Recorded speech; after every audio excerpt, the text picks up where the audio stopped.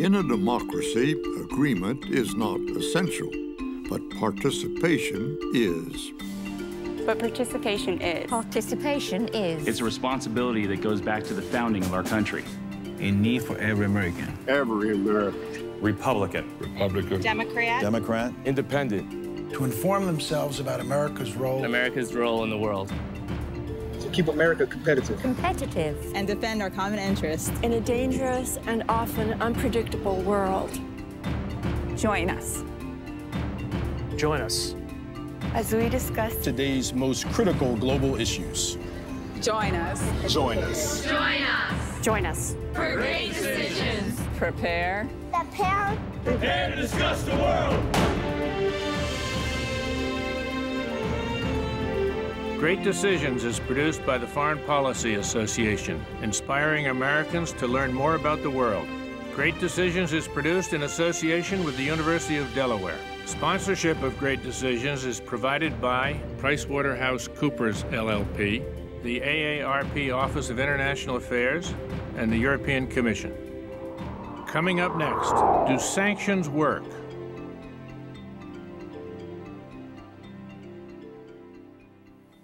Welcome to Great Decisions, where Americans make tough choices on U.S. foreign policy. I'm Ralph Begleiter.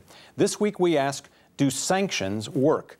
To help answer the question, we'll be joined by Great Decisions participants in Philadelphia, and by our experts Gary Hafbauer, a senior fellow at the Peterson Institute, and Mark Dubowitz, executive director of the Foundation for Defense of Democracies. Thank you both for being with us. Thank you, Ralph. So let's get right to the question. Do sanctions work? Gary? Well, there's a feel-good element to sanctions, and in that sense, they nearly always work. But there's a do-good aspect, and that's what we studied in 3 editions of our book, Economic Sanctions Reconsidered. And we would say, my co-authors and I, that they do good in terms of changing the policies of the target government about 1/3 of the time. So, yes, that's not bad for diplomacy, but it's certainly not 100%. And the 1/3 is heavily weighted towards cases which probably no one has heard of, or very few have heard of, where the goal was pretty modest by the standards of the United States, and sometimes even not the United States being the proponent of sanctions. Where the goal is tough, that is removing a dictator in a hardened autocratic country who's protected by secret police and so forth, that's tough. The success rate is very low, probably less than 1/5 of the time. So that's kind of a broad assessment. If you're going to feel embarrassed as a president not doing anything, yes, sanctions in that sense work. They show the American public that you are taking action, as President Reagan did when he briefly put sanctions against Russia after it shot down that Korean plane, you may remember, quite a while ago. But of course, Russia didn't change in that case, but it was certainly a feel-good policy of the moment. And Mark, I guess you feel that sanctions absolutely do work. Well, I do, Ralph. I mean, I think sanctions don't work except in cases where they do. I mean, in a sense, sanctions are not a silver bullet, but they may be silver shrapnel. And shrapnel can also wound a regime that's suffering a severe economic crisis or a crisis of domestic legitimacy. When we're dealing with the threat of nuclear proliferation and the support for terrorism, we don't have a choice between good and bad options. We have a choice between bad and worse options. And I think war is the worst option. Sanctions give us a peaceful alternative, and I think in conjunction with intrusive inspections and tough diplomacy and the credible threat of military action, they have worked. And they've worked in cases like Libya and Iraq. They've slowed down their nuclear programs, in some cases terminated it. They've undermined Milosevic's Serbia. And so they have worked. And I think a commitment to sanctions, multilateral, strict enforcement with international unanimity, I think can bring down not only the Iranian regime, but at least can stop the Iranian regime's march to a nuclear bomb. Before we talk about Iran further, and we do want to do that, give me a quick definition. What do we mean when we say sanctions? We're talking about taxation, we're talking about trade. What are things? So give us some examples of sanctions. Well, economists tend to focus just on the economic aspect of sanctions, which is very important, but there's also a moral dimension to sanctions. Sanctions are very useful in helping name and shame. They put the target country on the defensive, and it's a fundamental principle of strategic communications, he who is explaining is losing. And it helps change the narrative from an engagement with a rational regime to crippling and odious regime. So in that respect, moral sanctions can play a very useful role in focusing attention on the human rights abuses of these regimes and their threat to international security. Now, I don't disagree with everything that Mark said, obviously. We agree on a lot of points. But I do want to pick up just one point he said. When President Wilson brought us into the modern sanctions era back in 1919, he saw them as an alternative to war. And that's the line that Mark has echoed. That's no longer seen as the right way to look at it. They should be looked at as part of a force escalation curve where diplomacy, bring back your diplomats and so forth, is the first start, and you move on up. And sanctions can be a prelude, certainly to covert action. That's very common in U.S. experience, and also to military action. That's Haiti, that's Panama, that's Iraq. And the fact of signaling that you might go to war is actually one of the more powerful dimensions of sanctions. So you don't want to take that away if you want to have some chance of influencing the target. All right, let's talk for a moment about Iran now. The United States has had sanctions of one kind or another against Iran since, I think, 1979 or 1980. It's been a long, long time that sanctions have been in place there. Gary, do you think sanctions have forced the Iranian government to do anything that it wouldn't otherwise have done? Well, actually, there have been 3 episodes. The first one you mentioned was to get back the American hostages. And that, in that case, sanctions, by our evaluation, were partially successful. We give it a pretty high score. Then the second episode was to get Iran from providing so much support to Hezbollah, which is, of course, terrorism in the Middle East. And there, less success. But the third episode, which now concerns us all, is against their attempt to acquire nuclear weapons, which they've been at since 1990. And unfortunately, on that one, the success record as of now is very low. In fact, we've done something which is to stop some very strategic elements from being shipped to Iran, centrifuges, timers, things like that. But in terms of changing the intentions of the regime, no. All right, Mark, going to come back to you in a second, but let's take a listen to what some of our Great Decisions viewers in Philadelphia have to say. My gut feeling is I think sanctions are like a disease. If sanctions are very severe and quickly onset, and people respond to it very quickly, and there could be a cure. If the sanctions are mild, just like a disease, they build up an immunity. They're the instrument that we most want to use, but it's a very problematic one in practical application. All of our world partners need to make it known to any country, including Iran, that if they do develop nuclear weapons, that, again, they will be held accountable for them. But I think we also have to be careful, because it's very easy for us to say, no, Iran, you can't have them, but yes, we can. I think it's too little and too late, essentially. It might have worked years ago if it had been really effective and widespread. But at this point, I don't think Iran is going to change one iota based on the sanctions that are in place right now. Mark, they've been through several administrations now. The U.S. has been trying to persuade Iran not to move in the direction of building nuclear weapons. Have sanctions worked in that regard? Well, sanctions haven't worked yet, but I think we're in a different environment now. We have 33 countries that have signed on to crippling energy and financial sanctions against the Iranian regime. We're focusing on the lifeblood of the regime, which is the energy sector, which accounts for about 75% of the Iranian government budget, about 80% of export earnings. We can crush the energy sector, and in doing so, we can change the risk-reward calculus of this regime. So it no longer sees a nuclear bomb as the guarantor of regime stability, but perhaps as the catalyst of its demise. That's a pretty rosy picture, though, but it's taken a long time, and Iran, by all reports, seems to have moved pretty far down the road toward building those nukes, despite the sanctions in place. Well, I don't want to be Pollyannish about this. I mean, there's no doubt that this is a very, very difficult national security challenge for President Obama. I think he has done a very good job of building a broad international coalition. And for the first time, I think we're seeing signs that it's having an impact on the Iranian regime and the Iranian economy. We're seeing gasoline sales drop by 90% in a year. We're seeing $60 billion in energy investments frozen. We're seeing scores of international energy companies and banks and insurance companies pulling away from Iran.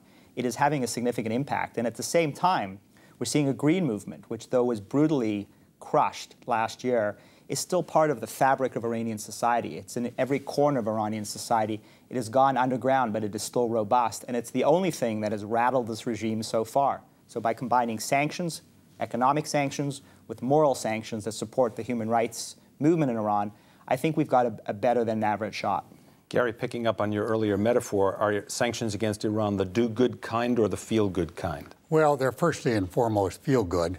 They might do good, but I want to qualify what Mark has said. The way they might do good is if we deprive the regime of enough resources that the Ahmadinejad regime feels in the same position as Saddam felt after several years of sanctions, which is that Saddam, had to choose between his secret police and his army and his military program, and he chose the secret police and army and threw in some more palaces on top of that.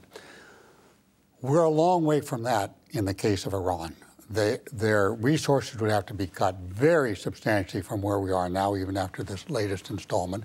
And unfortunately, we don't have nearly the kind of universal support in Iran that we had in Iraq. And notably, we lack China and Russia and a few other countries who are big buyers.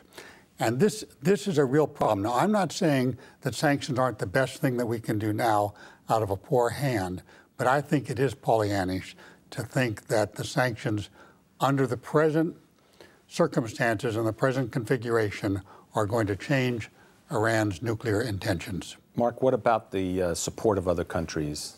Well, Ralph, it's interesting because, I mean, we talk about will sanctions work, but compared to what else? I mean, I'm not sure what else Gary is recommending. If he's recommending military strikes against the Iranian regime, he'll probably find a lot of people in Washington, particularly on the right, who would support that. What I'm suggesting is that we need to give crippling sanctions a chance. We have 33 countries that represent 1 billion consumers that include energy superpowers like Canada and Australia, and we fundamentally can put Chinese and Russian companies to a choice between a huge international market and a much smaller Iranian market. But it's going to take political will, and it's going to take this administration sanctioning those violators. I agree wholeheartedly with Gary. If we don't sanction the major and egregious violators of sanctions, this will not work, and we will face two terrible alternatives, either a nuclear-armed Iran or military strikes to forestall that possibility. All right, let's take a look at another country that in many ways bears resemblance to what we've just been talking about, North Korea.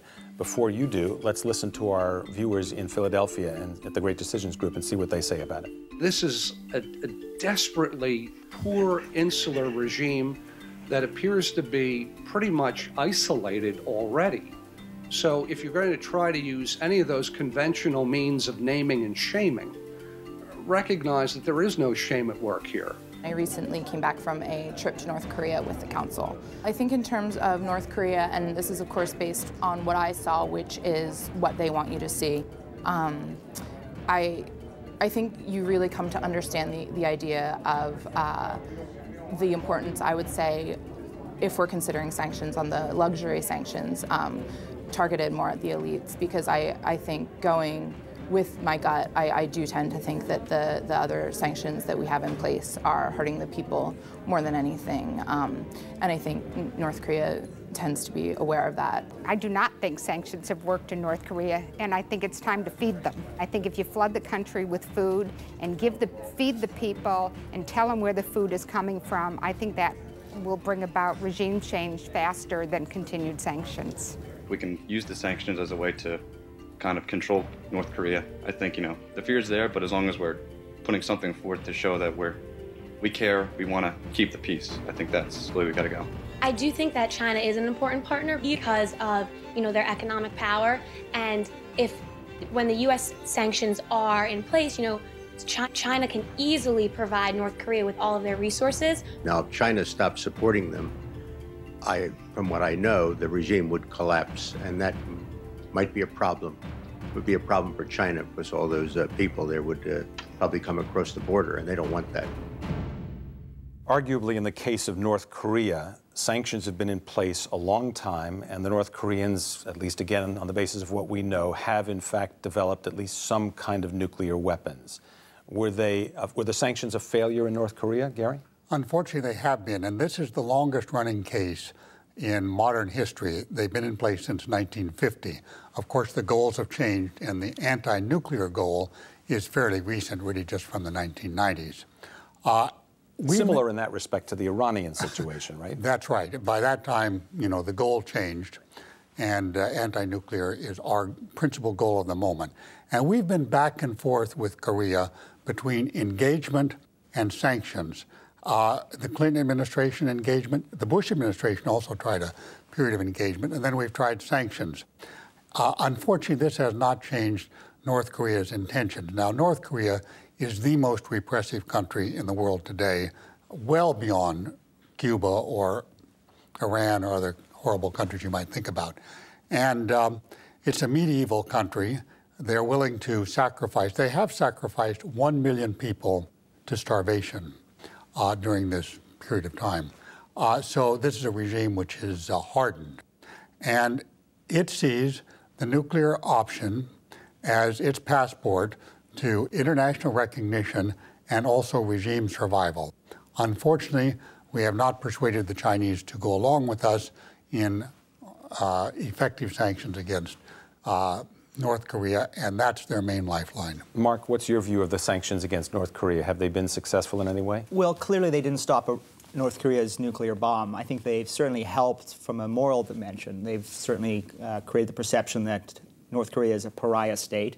They've contained North Korean influence. I mean, they've cut down dramatically on the ability of North Korea to export arms and ballistic missile and nuclear elements. So that has certainly cut revenue to the regime. U.S. unilateral sanctions have worked by going after bank in Macau. We've cut their funding. So we've contained them, and we've certainly created the impression that this is a country that is brutally repressive. But it's very different from Iran. I mean, this is the hermit kingdom.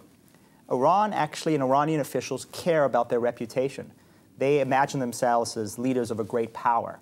And so naming and shaming does work, and we've seen evidence of that. There's been a huge international uproar recently over a sentence handed down against a 43-year-old mother of two to be stoned for alleged infidelity. Because of the international outcry, that sentence, as far as we know, has been commuted. It shows that these Iranian officials can be named and shamed in a way that, as Gary said, the Hermit Kingdom is not interested in. What about from the point of view of Americans, though, who look at the two sanctions cases, North Korea and Iran?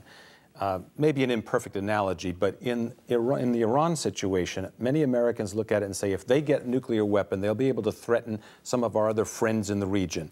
Jordan, Egypt, Israel, Saudi Arabia, just to name a few there. In the case of North Korea, I don't think Americans think so much about what might happen to Japan or to other friendly countries in Asia if North Korea developed a deployable longer-range missile. Why do Americans see those two things differently? Anybody want to tackle that? Well, go ahead. You're right, and I think Americans underrate North Korea because North Korea has medium-range ballistic missiles, and they may be developing long-range ballistic missiles. That means Los Angeles, San Francisco, Seattle. It definitely means Honolulu. So it's not only Japan which is threatened, and also, you know, degrees of irrationality are hard to measure when you're in this particular space, but conceivably North Korea has a more irrational set of leaders than Iran, or less interested in survival. So you really have to think about that. I suppose that the reason we focus much more on Iran than on North Korea is that oil is at stake, and obviously Israel has been seriously threatened by Iran over a period of years. Mark, what's your observation about why Americans weigh these two things differently? I mean, I agree with Gary. I also think the difference is that Iran has a revolutionary ideology that it seeks to export to hundreds of millions of potential adherents, whereas North Korea has an ideology, a Stalinist ideology, which is shown to be completely bankrupt. There's no one in the Arab Muslim world that is seeking to become another North Korea. So I think Americans instinctively understand that Iran represents a grave threat as a potential great power that could undercut American influence in the Middle East and elsewhere. We haven't talked about Cuba yet, and I want to do that. Let's ask our group Great Decisions group in Philadelphia about sanctions against Cuba. Of course, they have not worked in Cuba over this long period of time. And today, Cuba is not a military threat. It's not a terrorism threat.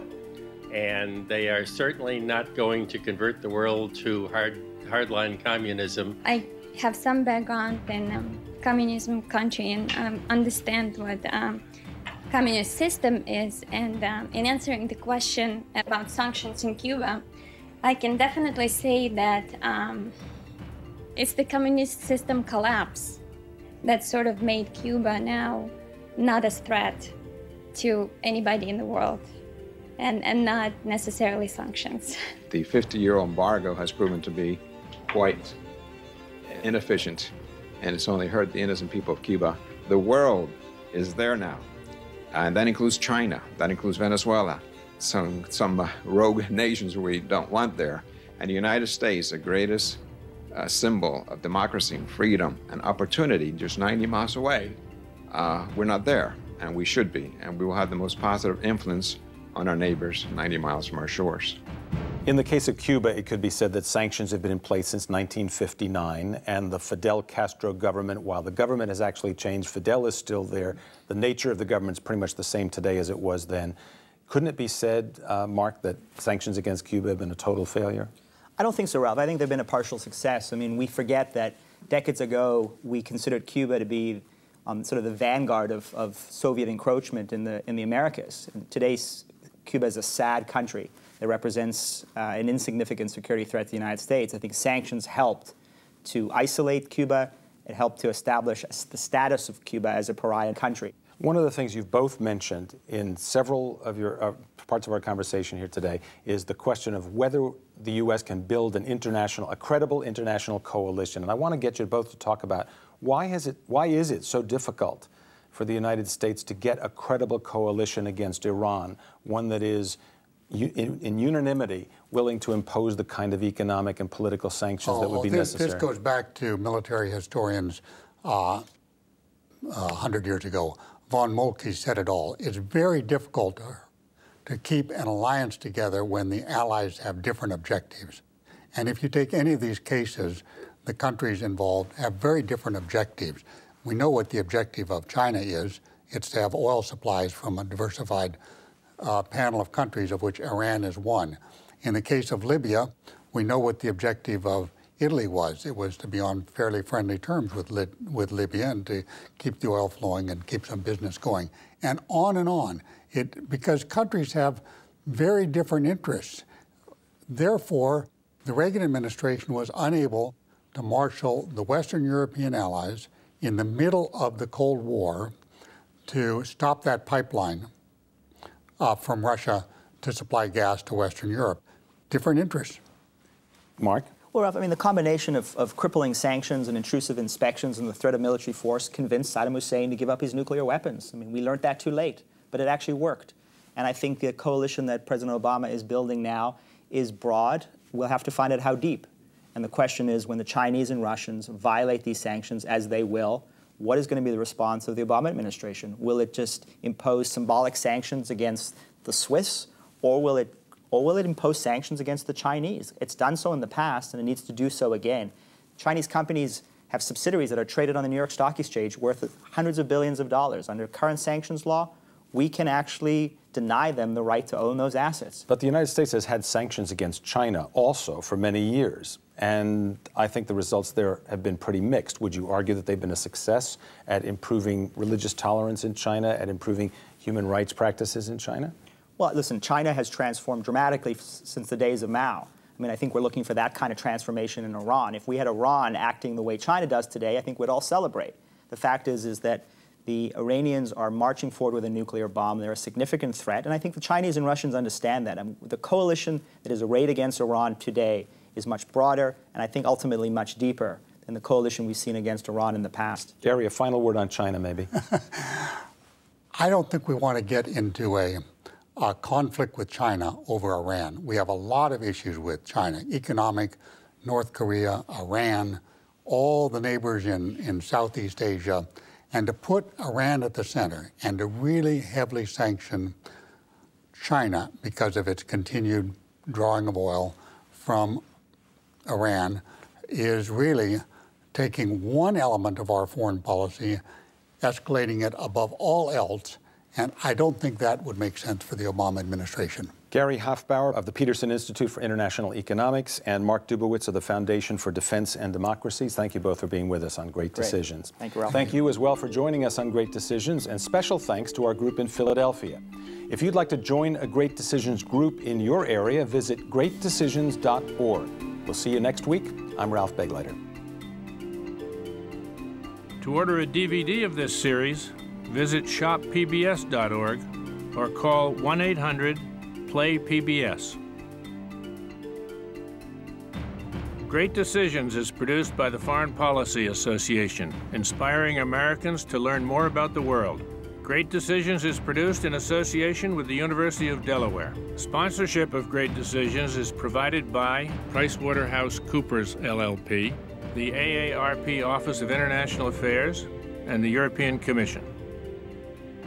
Even between the two Iraq wars, we had what we thought were strong sanctions. And I've heard people say 1 million people died in Iraq as a result of those sanctions, which were falling apart at the end. It should be by now very crystal clear to Americans that what happens in the field of international relations with America really affects what happens domestically. We're in the process of putting $70 billion into the Iraqi and Afghani infrastructure. Well, right now, there's no plans to put any dollars into the American infrastructure. So what happens abroad is crucial to what ability we have to do the things we want to do at home.